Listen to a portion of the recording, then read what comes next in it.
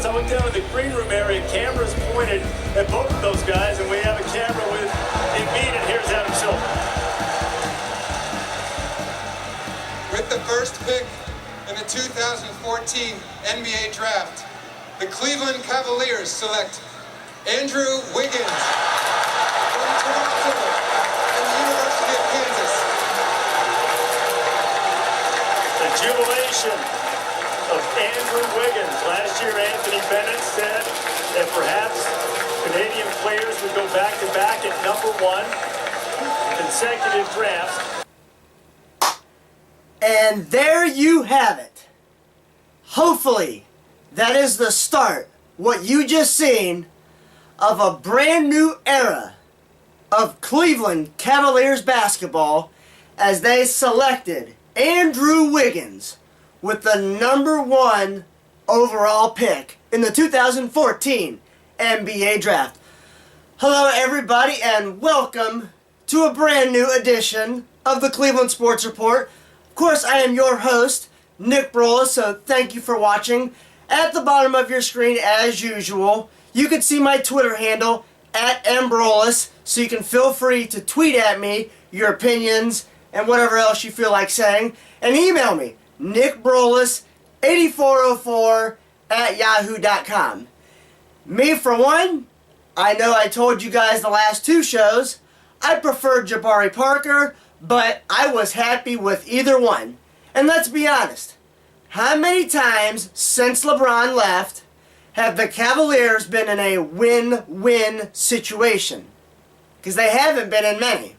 Well, this was one. Finally. And let's hope that Andrew Wiggins has a much, much, much better first year than what last year's overall pick Anthony Bennett did. Which, might I add, some of you are probably going to disagree with me on this. I still haven't given up on him yet, but that's for another day, another show. But also, the Cavaliers selected Joe Harris, the shooting guard out of Virginia. So, hopefully the Cavaliers will be able to up their percentage from beyond the arc this year. So, obviously we're going to start this show out with the Cavaliers. We got some Indians to talk to you about, as well as a little bit of Brown stuff and other side notes. But again, let's start off with the Cavaliers. I was very happy with Andrew Wiggins, and the reason why I say that is because the Cavaliers are going to look to push the ball more this year. And to be honest with you, they should have done that ever since they drafted Kyrie. Now, with Mike Brown out as head coach and David Blatt in as head coach, I'm going to expect to see more of how the San Antonio Spurs and the Phoenix Suns and so on and so forth, all these younger teams have pushed the ball over the last couple years. And I was just watching my buddy Bruce Drennan, and I agree with him. This style of basketball that they play in the NBA actually favors Andrew Wiggins more so than what the college game did, because it's a faster pace of game. You only have a 24-second shot clock. So, hopefully, Andrew Wiggins is going to be able to help push the Cavs into the playoffs. And, as you know, or as many of you hopefully know, free agency starts July 1st at 12:01 a.m.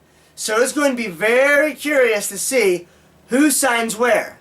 And I'm going to say it again, and I know a lot of you, based on what I've heard, are going to disagree with me with this, and that's fine. And I could be wrong on this. I still see LeBron coming back. I don't see any reason for him to go back to Miami since they didn't win in the NBA Finals against San Antonio, because he can't win 4 in a row. So, that's my opinion. I'm sticking to it. If he proves me wrong, so be it. I don't care. Anyways, so, with that being said, a trade went down with the Cavaliers shortly after the 2014 NBA Draft. The Cleveland Cavaliers sent Alonzo G packing to the Charlotte Hornets in exchange for the center Brendan Haywood, who the Cavs actually drafted in 2001. He's a solid center. He was out last year with injuries, so hopefully he comes back healthy. But the main part is they got Stanford power forward Dwight Powell. Hopefully he turns out to be good, because the Cavaliers really need to add depth so they continue to not only improve their starters, but improve their bench. Also, to end the NBA portion of the CSR here today, July the 11th, for all of you true NBA fans, the NBA Summer League starts July the 11th. Hopefully the Cavaliers will release their roster before the next CSR, which I plan on having in about 3 days, so that I can give you the Cavaliers 2014 NBA Summer League roster. Switching to the Indians, they begin a 3-game series with the Los Angeles Dodgers, which will end their road trip. And I don't want to get too much into the last road trip, but I'll tell you what, they should have swept the Diamondbacks. And me personally, the game that Josh Tomlin pitched the other night, where he had the complete game, 11 strikeouts, he came one hitter away from throwing a perfect game because he didn't have any walks either. Best pitching performance I think I've ever seen by an Indians pitcher. So, excellent job by Josh Tomlin, and I'm really looking forward to his next start. So hopefully the Indians can at least take 2 out of 3 from the Dodgers. They don't have to take on Clayton Kershaw or Zach Greinke, which I would have loved to see them do because I love to go up against the best, but they're not scheduled to pitch, so that's with that. Now, as soon as the Indians get done with their West Coast trip against the Dodgers, they come home for a 3-game series against the Royals, followed by the Yankees and the White Sox. So hopefully we can have a very successful homestand because they're really starting to tread some oil, so to speak, in the standings. So, that's with that. Now, speaking of the standings, they've changed quite a bit.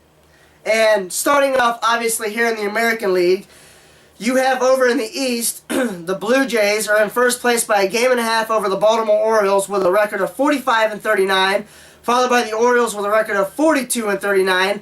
The Yankees are in third place at 41-39, and the Red Sox are right behind them with a record of 38-44. And in last place, the Rays are at 35-49, 10 games back of the Blue Jays in first place. Over here in the Central, you have the Detroit Tigers in first place by 3.5 games over the Royals with a record of 44-34, followed by the Royals in second place at 42-39. The Indians in third place at 39-42, with the White Sox in fourth at 39-44. The Minnesota Twins are at 37-43, 8 games back. Over in the West, you have the Athletics in first place, 51-30, 5.5 games up on the Angels with a record of 45-35, followed by the Mariners at 44-38, the Rangers at 37-44, and bringing up the rear in the West still, although they are improving, Houston at 36-47, 16 games back. Over in the National League East, you have the Atlanta Braves, a half a game over the Washington Nationals, with a record of 44-38, and the Nationals are at 43-38. And the Miami Marlins are at 39-43, followed by the Mets at 37-45, and the Phillies are at 36-46. Over in the NL Central, you have the Brewers at 51-33 in first place, followed by the Reds at 43-38, and in third place, the St. Louis Cardinals at 44-39, followed by the Pirates at 42-40, and the Cubs at 34-46. And the Giants are at 46-36, tied with the Dodgers at 47-37 for first place, followed by the Rockies at 36-46, and San Diego at 35-47, and the Diamondbacks are at 35-49. So, that is your Major League Baseball standings currently. So, one thing that I absolutely love about baseball is there are so many teams that are still in the race. You gotta love it. You gotta love it. And, might I add, for all you Indians fans out there that still maybe have not gotten to a game or whatnot, Indians.com, there are still great seats available for this upcoming homestand, and I'm telling you what, after Tuesday, the weather is going to be absolutely phenomenal, so get out there and support your tribe. Moving on to the Cleveland Browns for a little bit of football news for you. Training camp opens July the 26th.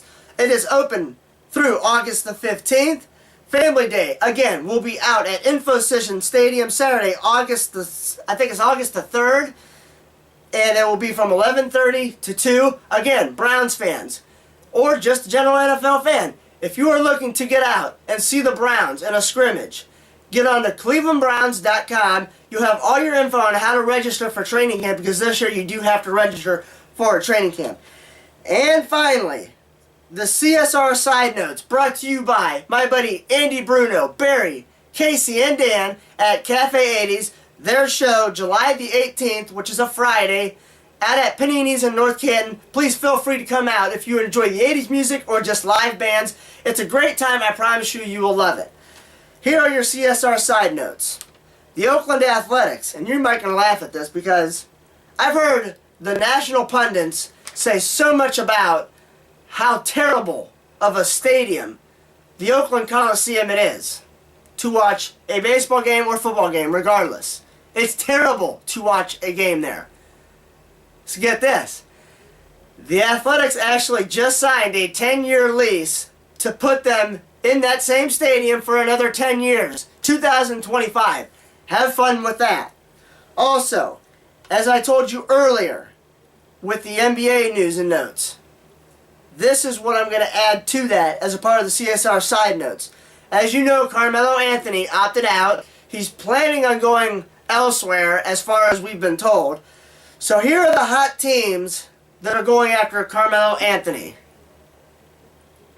The Bulls, the Rockets, and the Mavericks all have scheduled meetings with Carmelo Anthony this week.